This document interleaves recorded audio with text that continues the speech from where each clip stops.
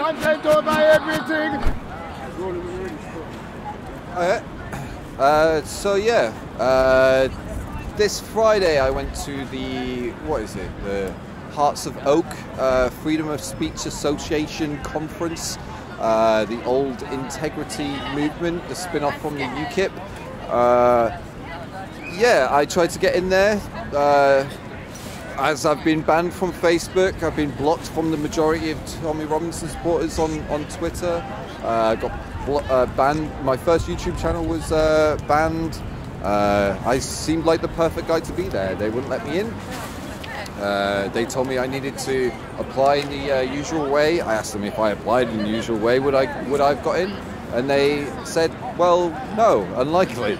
So it seems to be their free speech for the right movement, but no free speech for the left.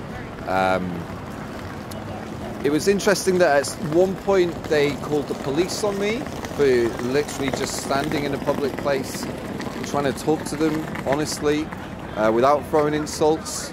Like, it's something that Tommy Robinson and Danny Tomo and all them guys like continuously do. They turn up to left-wing events throwing insults and being antagonistic and basically being a dick, and they never question that type of behaviour then. I turned up without my camera on. I just wanted, honestly, I believed I could have sneaked in. I didn't realise they were on the door. But yeah, I didn't have my camera on. They started filming me. I felt like I needed to start filming for my own protection, and then yeah, they just end up making themselves look a bit silly in various moments when they're filming me. I start mentioning something about what's underneath my hat. You'll have to watch my video if you want to know. But yeah, then they hear it and they're on the phone quickly. It's like, oh, did you hear that? Did you hear that? And telling what I thought was their mates all the juicy gossip.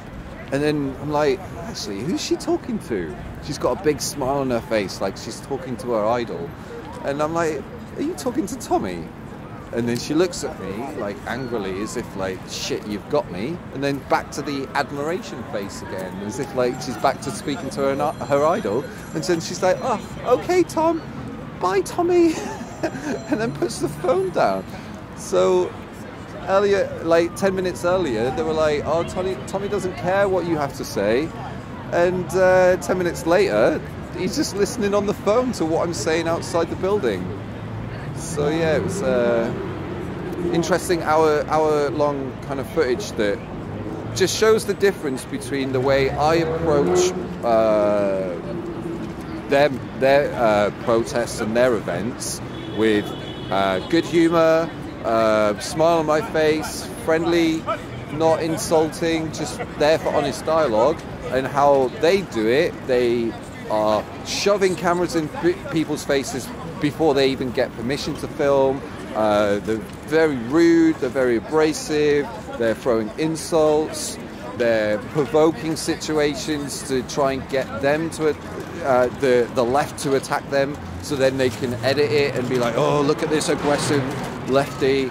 And it's just bullshit, like, media creation. Like, it's just so easy to do it. Like, it would be so easy for me to get my camera out and make people look stupid, like it was shown in my latest video. But I don't have that intention. I go to places to speak to people honestly and openly.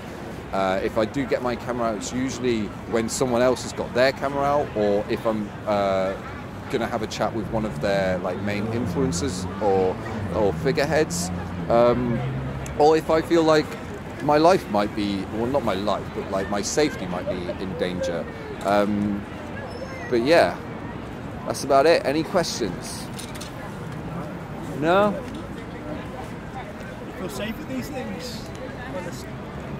I appreciate that I'm not as safe as I would be if I wasn't there. But yeah, I generally feel like I can, I wouldn't say handle myself if something happened, but I can make sure I'm in the safest position that I can be, usually. I am concerned about getting myself cornered and like putting myself in an overt risk. You go to gain insight and derive, to just gain information and stuff. Well, lots of reasons. I first started going to try and gauge the truth. So I'd go to their events just to. You'd get one story from the media, and you get one story from their circles, and I imagined the truth would be somewhere in the middle. So I started to go to their protests to kind of see what the truth was. Then I started talking to people. You don't go to troll or anything. Yeah, no, like I was talking to people off camera. I didn't even start filming. I didn't even create my own videos for like almost a year. Yeah. So basically, if you want to compare me to the likes of James Goddard and Danny Tomo, every time they do something, they're filming it, and they're having to learn everything on film.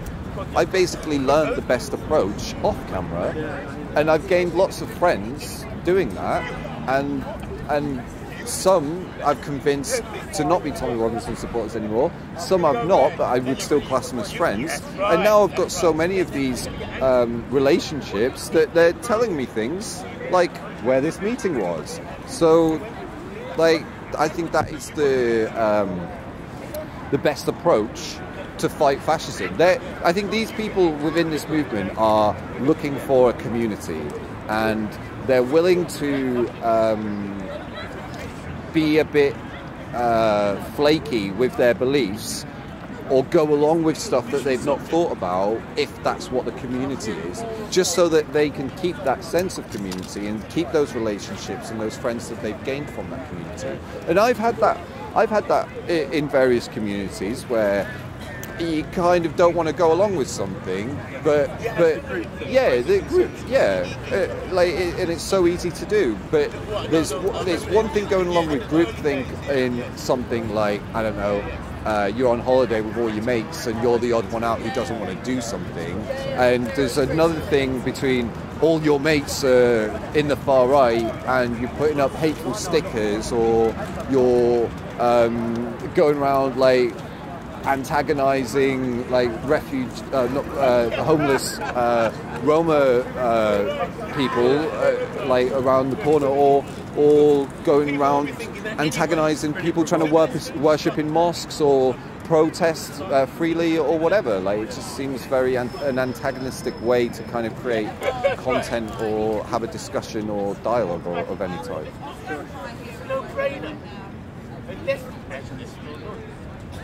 Anything that you particularly want to add? I mean, anything that sticks out? I guess you've covered most of your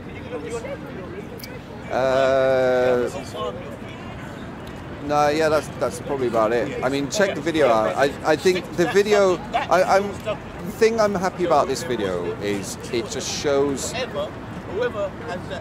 So one of my inspirations is a guy called Daryl Davis, who ended up. He's a black guy jazz musician in America. He ended up befriending lots of KKK members, including Brown Wizards, and through breaking down the stereotype of what they thought a black man was and what he showed them what a black man was, he was able to be great friends with these people, or some of these people, gain their respect, their trust, their friendship. He joined them on stage, he joined them at their homes and have meals with them, and then he's now managed to derobe 200 KKK members, because by breaking down that stereotype and being friendly and making jokes with the people that hate him.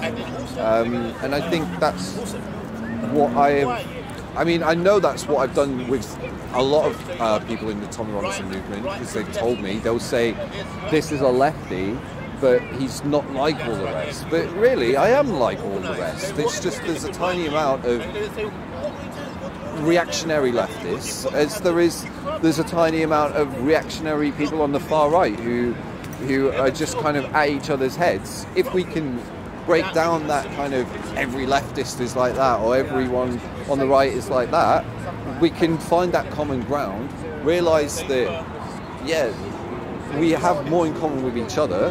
The left aren't like that, the right aren't like that. We can kind of the real discourse.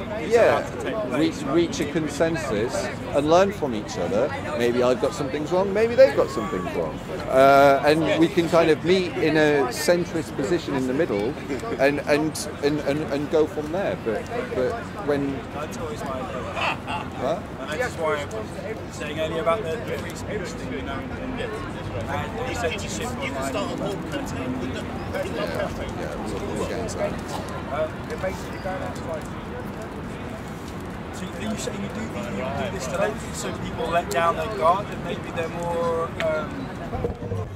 at ease talking so that they might see things that you could use against them in the future? No, I mean, I've got a lot of like phone numbers and people that I speak to on a semi-regular or regular basis, and I'm not there recording phone calls. Like, you've not seen me create any content out of any of the phone calls that I've had. And even like I've been told by black and mixed race Tommy Robinson fans and ex-Tommy Robinson fans now that of explicit ways that Tommy has treated them because of the colour of their skin. So they'll treat a white person one way, and they'll treat a black person or a mixed race person a different way. And these are personal stories from these mixed race and black people of Tommy's racism. The way that if you're a white person and you're presented to Tommy, he will act completely different to if you're mixed race or black. And I've got those personal stories, but I can't. Keeping up appearances thing. But and I can't explicitly repeat those stories, otherwise it might dox and give out their identity. But those people exist, and if those Tommy Robinson fans in their group or in their crowd, if they don't believe that exists, go speak to those black people in that crowd one-on-one. Get them on their own and just say, look, hey, I'm concerned about racism within this movement. Can you tell me if you've suffered any? And hear their stories and see what they have to say.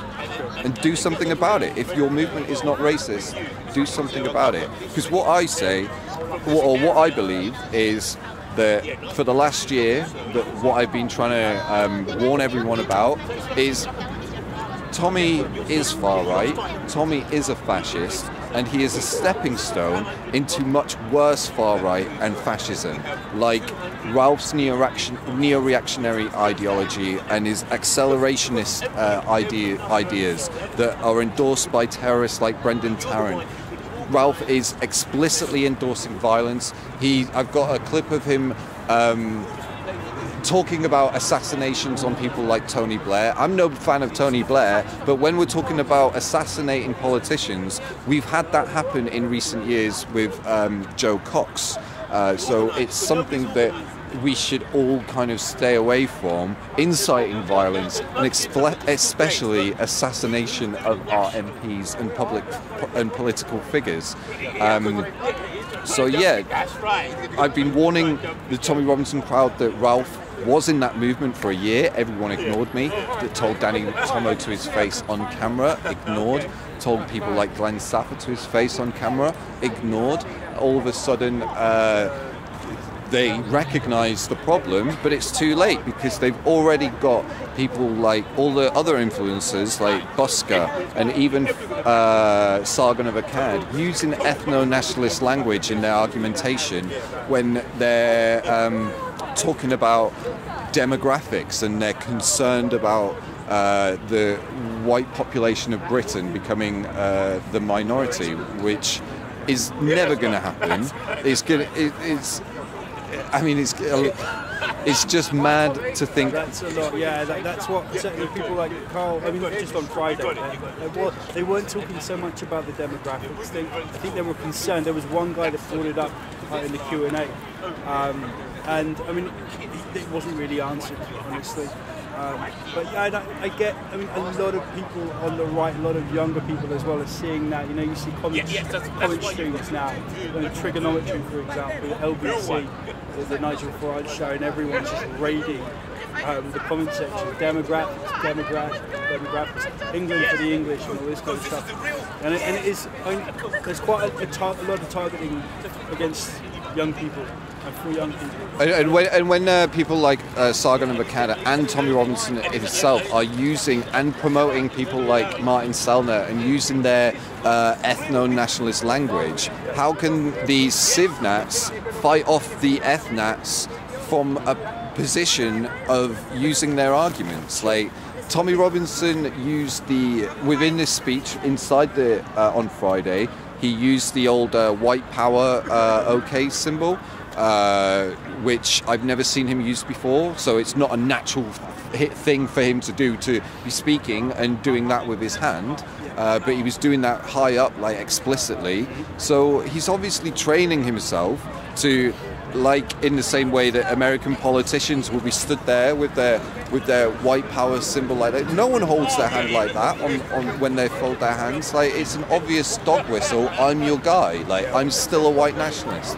I'm with you. So here's what I believe. I believe that this split between the Civnats and the Ethnats was inevitable, and now once it's been forced upon them due to like it being exposed by people on the left who are exposing their language and the way that they use it. Now they've had to do that split.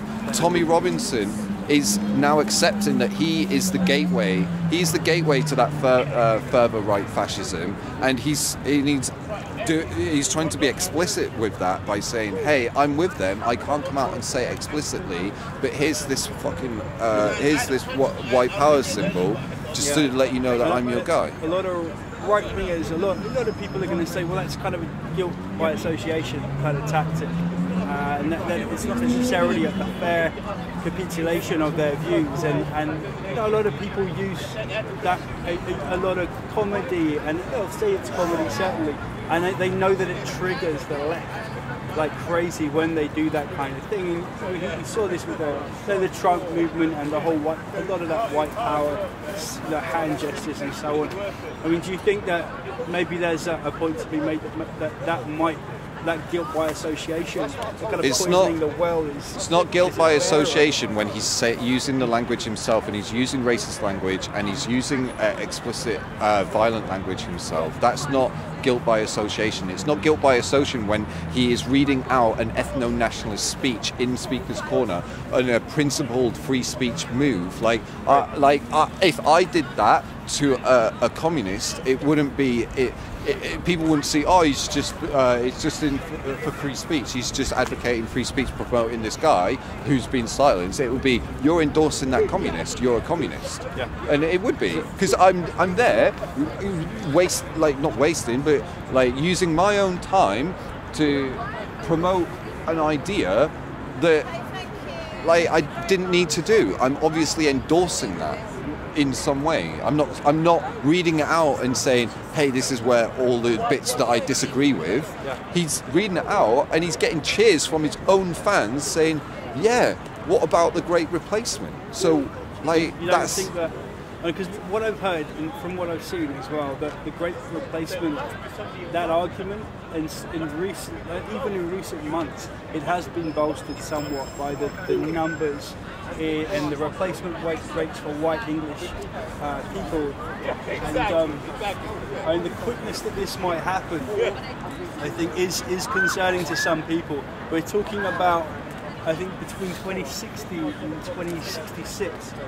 The numbers of ethnically, white British people being around about 50-50. Right. Okay. So, what have I got in my pocket, in my hand here? Some droppings. I have no idea. They've come off this tree. Let's call them buds. There's some sort of bud. Like poo. Right. They do look like poo, but they are buds. Like they're buds. Okay. Right. So I've got two buds here. Right.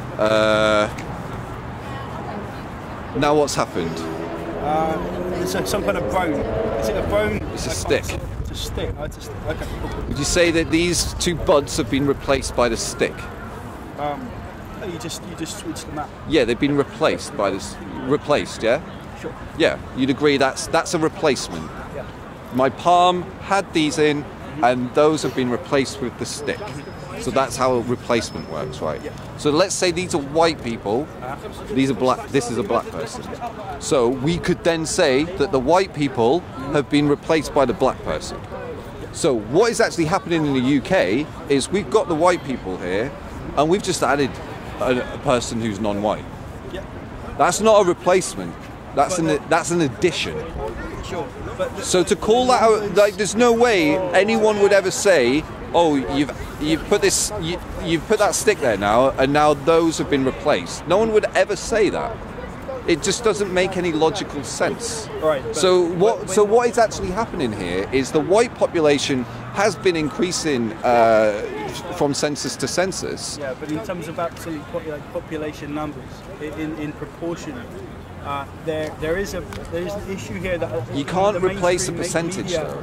The mainstream media did report on this, and there were certain. I mean, there was an article in the Guardian that actually talked about this a few months ago, and they were saying, yeah, I mean, the demographics are concerned, and we're looking at. I mean, at the moment we have 15% minority, say ethnically non-European people in this country. It's about 15% at the moment, and we're already seeing a lot of social tensions, a lot of problems with community discohesion and so on. You know, we talk about grooming gangs and stuff like this, the expense of non-EU migrants and so on.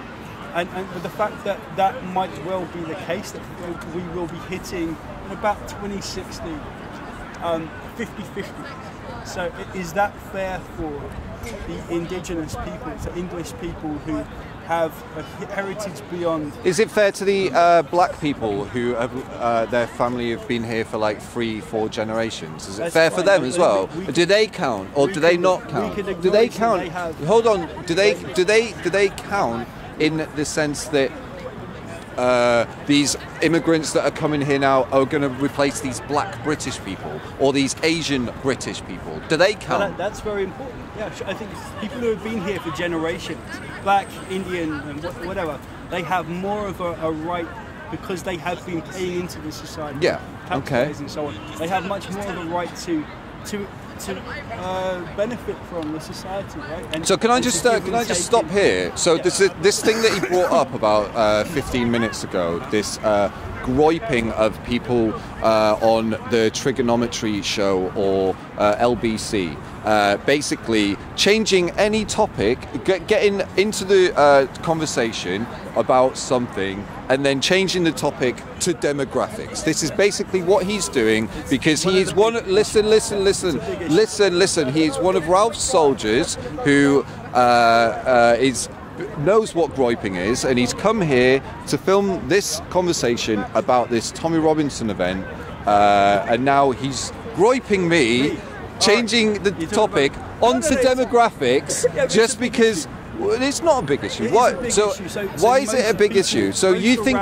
Hold on. So it's a big issue because what? Skin color is meaningful to you? More meaningful to what? Your eye color? Even civic nationalists would rather have a dominant culture within this country, and a dominant culture being English-minded, English virtues and so on. And yes, a certain genetic. What is English culture? What is English culture? English culture. Everything that we associate with. Like what? English. Examples? Fish and chips. Chips. Respect for. So if someone doesn't like fish and chips, they shouldn't be allowed in this country. No, that's just so what is it? So what? So no, I want something cultural significant that is important to you that people have to abide by when they come here. What is it to you that like? Christian, normally Christian. Are you a Christian? Yeah, somewhat. Yeah. So I'm not a Christian, so I now have to abide by your Christian values because faith and a standing up for reason. I stand up for reason and fairness. Is it fair that I allow anyone to comment on my videos, no matter who they are? Hold on. But is it fair that I allow that, but some of those people who I allow to comment on my videos won't allow me to comment on their platforms? Is that fair? This is the far right though. This is their fairness that you're trying to like stand with. but they're not very fair. You're talking about fairness. I would say here you are I'm an ethno-nationalist in the sense that I want to see a majority of English people. White English. White English. What about black English? That's fine. And in a minority state, that's absolutely fine for me. I would rather not see black people overtake English people in demographics. Oh, so black people aren't English? Black people can't be English? Say black people overtake racially in this country white people. I would rather keep Europe for the Europeans, English. So you can't be black and European? You can't be black and European? Of course you can. That's what I'm saying. So, but you're concerned, but you don't want, but you're saying you don't want, no, you're saying, you're gaslighting here. You're gaslighting. No, listen, you just said, you just said you can't, you're concerned that black people might one day overtake and be a bigger population than white people. But you also said that black people can be British too. Yeah. So what does it matter if they're black or white? Genetics and so on. I mean, black people have their own genetic stock, which is different from say white people. And historically, European genetics being what they are, that I think is important. And so you're revealing yourself as a white supremacist here. You are. You believe that your DNA, because of your colour of your skin. My culture because I belong. Well, you prefer that, but I might not. I might not prefer your culture. I might prefer China. I might prefer Buddhism and stuff. No, but I might prefer like I don't know, a rugby culture. You might like cricket, or I might prefer an LGBTQ culture. You might prefer an asexual culture. No, but this is the thing. There's lots of different cultures, like the culture from Newcastle, the culture from Newcastle. No, listen. The culture from Newcastle is completely different to the culture in Devon. So when you talk about English culture, it's British identity, it's like sub-identity. It's so different. There's lots of bits of culture that I can't get behind in the UK. Like I'm growing out of the drinking culture. I'm growing out of English people fight a lot. It's true. Welsh fight English, Scots fight English, and so on. Blah blah blah. It's cool, but I don't want to see a replacement. Nor the French people. Nor the French nationalists. You're already seeing the replacement of our culture through, like, look at 100 years ago. Our culture is massively different to what it is now because of things like the internet and new sports that have been created and TV and technology. It's all changed the culture of this country. You can't just say, I want to keep this culture and I want everybody else to abide by my definition of the English culture. You can't do that because I don't agree with your definition of culture. He doesn't agree. No one agrees on what culture is. I think most people can agree what Englishness is. Most people come to England. No, they can't. To see English people. No, because people will say fish and chips, but some people will say I don't like fish and chips. Some people will say drinking tea. I personally don't like drinking tea. That's a big thing in English culture. Like you get invited in to have a cup of tea, and I do feel pretty bad when I have to reject the offer of tea because I don't like drinking tea. But I feel it's fine. It's my preference, just like it's their preference to wear hijab, or it's their preference to wear a skirt, or it's her preference to wear makeup, or it's my preference to wear a headband. Culture speech has been cut out somewhat because we're now trying to cater to multiple different cultures and faiths and so on. No. And that are competing essentially for media space, for resources in different forms and so on. Do you not see that might cause some social tensions and a bit of infighting, if you like? For those who don't want to learn about other cultures, don't want to get along with other people, then yes, I can see that will... do you want to hear the answer? Or... so yes, I can see that raises social tensions for those people who don't like other cultures and other races. For the vast majority of people who don't mind other cultures and other races, who like going out on a Friday night and getting some Italian food, or like going out on a Tuesday night and getting some Chinese, whatever day they do their like foreign foods in, then it's a great way for us to learn about other cultures. You go to the Chinese shop, you might have a conversation about what's going on in China that day, and we learn about the world through these conversations, and recognizing that, hey, this Chinese person is just as working class as me in my role as I don't know, a Christmas card seller or something. They were all just stood behind a till selling something at the end of the day, or sat behind an office desk working for the man. Sure.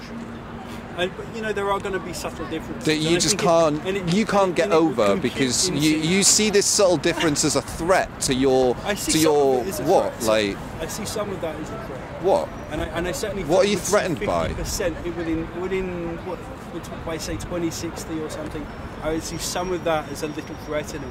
And if we take a look at, say, inner city life at the moment, we're not seeing integration so much as we're seeing little pieces on the board of London being taken up by, you know, areas like blotches of colour. So I had a conversation on Friday with one of the ladies outside the Tommy Robinson event, and they were talking about the culture and stuff. And I asked them, considering they were born and bred in London, they've been here, like, I don't know how old they were, like 30, 40 years or whatever.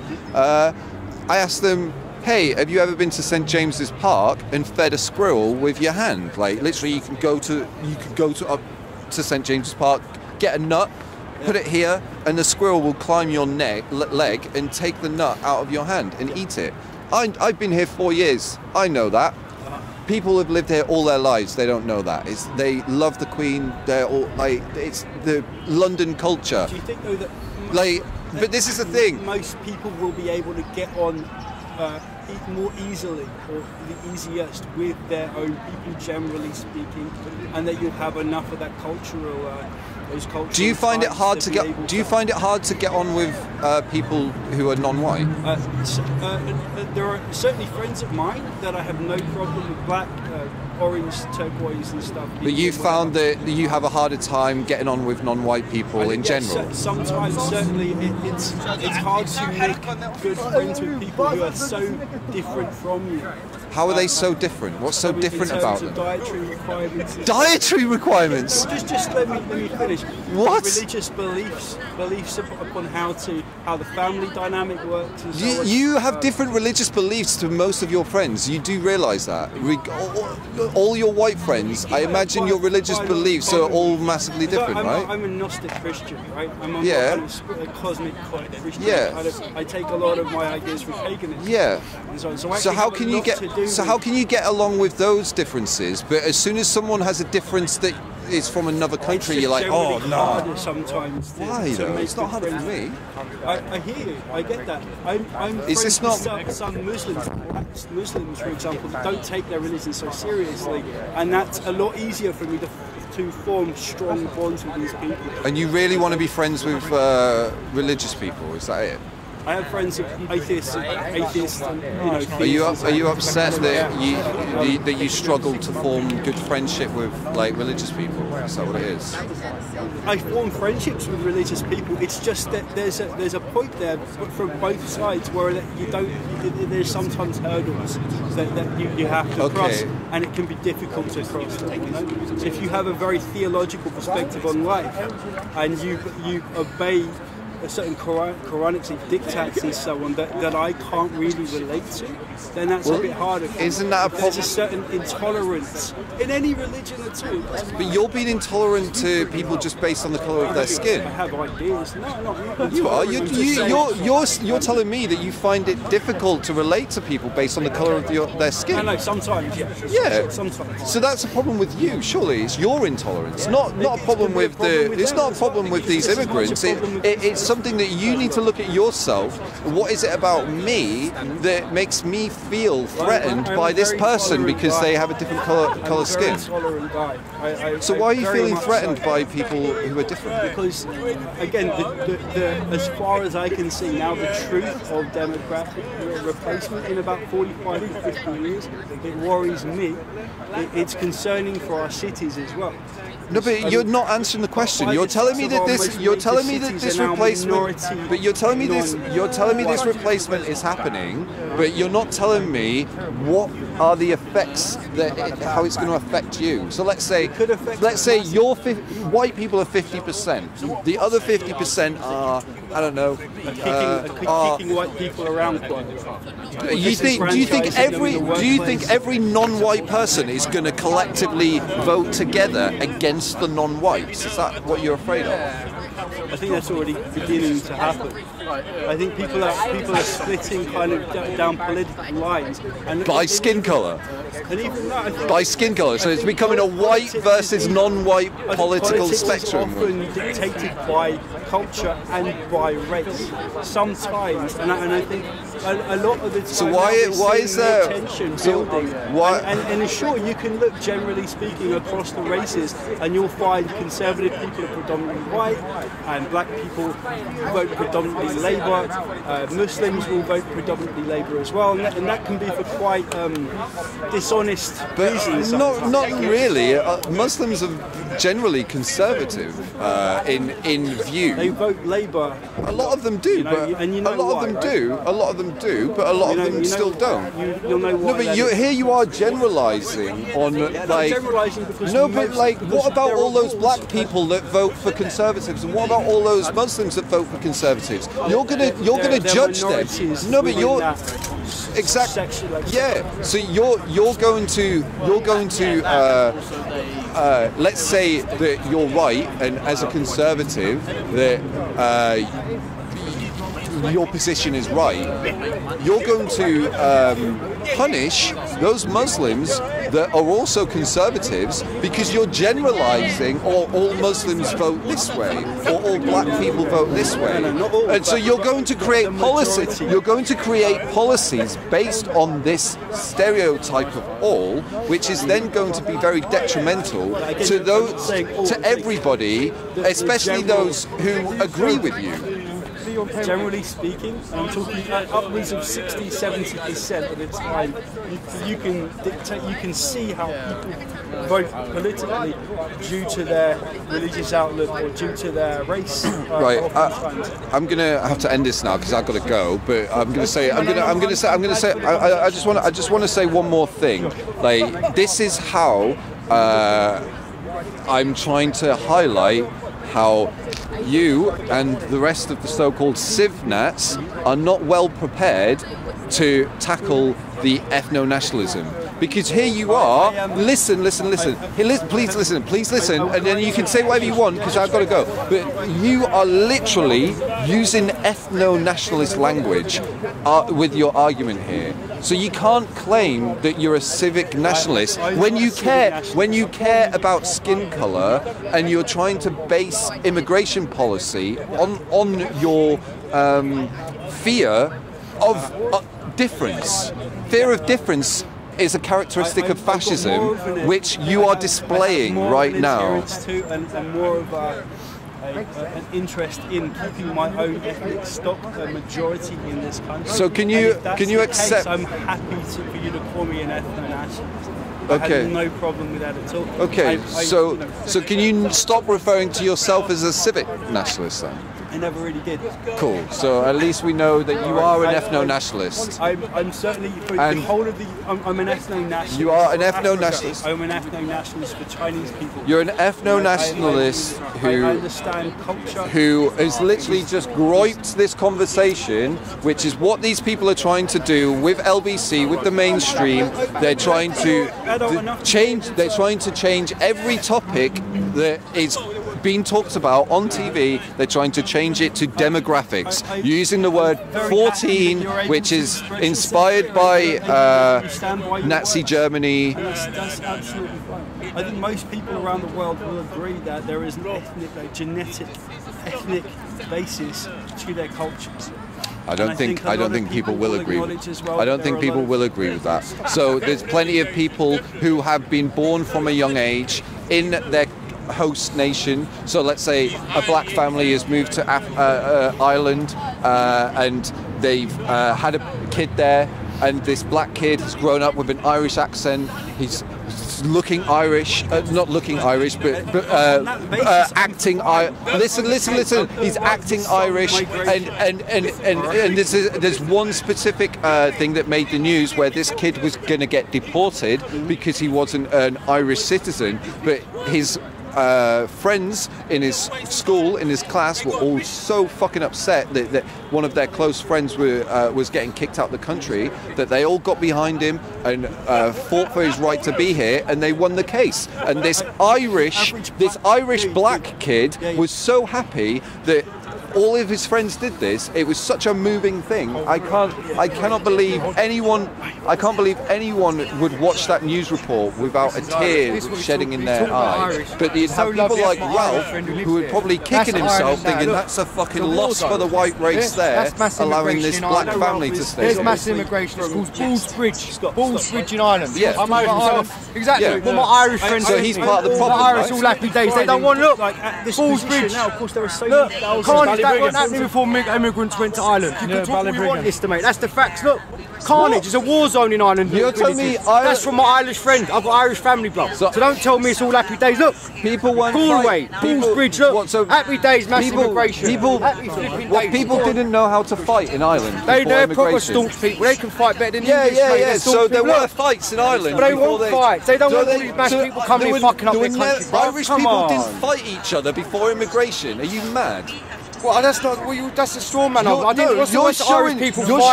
showing mass immigration. Or people come to this country and fucking ruining it. Like fucks, mate. Look, Ashbourne, all over Ireland. It's carnage, Mister, mate. Okay. It don't make you a racist. Okay. It just means you don't want people come to the country. So when I show you videos of two Irish people fighting, you're going to be like, get that fucking Irish guy out. He's ruining our country. That's a straw man. What's that got to do with it? Of course it is. People fight. I know about fighting. Trust me, I come from Brixton, bro. But it don't mean it's different between fighting and you have a whole set of people plonked in your country and they take the piss out of your country. They're taking the piss out of their country, bro. I wouldn't go to their country with all my people and do that.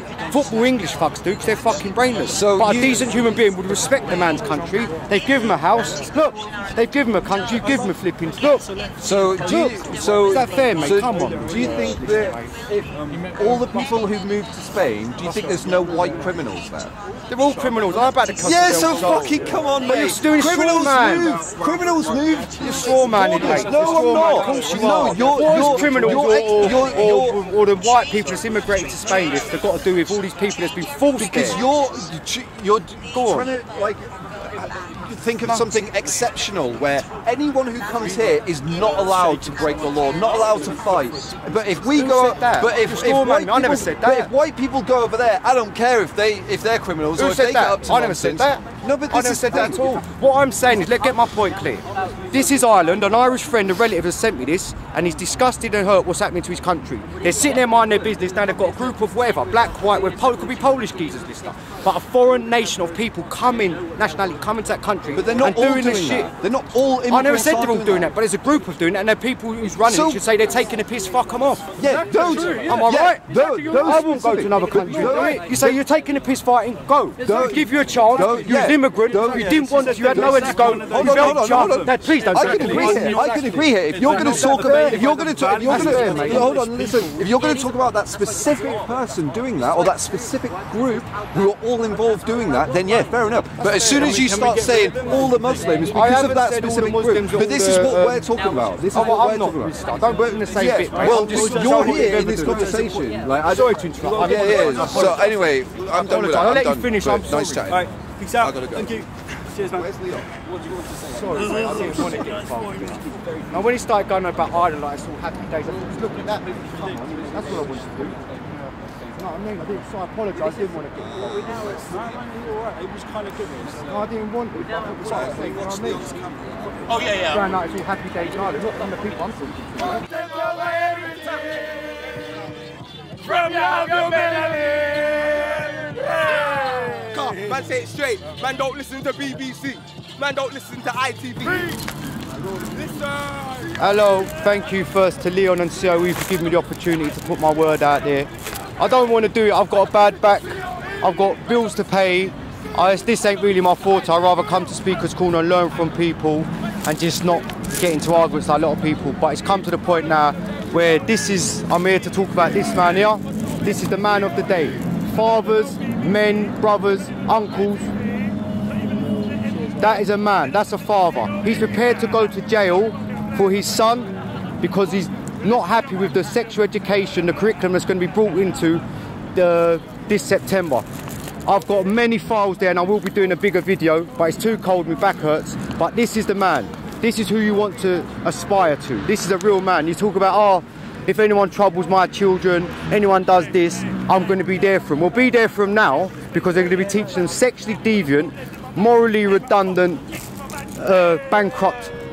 They'll be finished forever. Let me just keep calm. But this is the man, and I'm going to be talking further about him. He's prepared to go to jail. There's another gentleman in America. Father defies gagging order to tell the world how his 14-year-old daughter's life has been destroyed.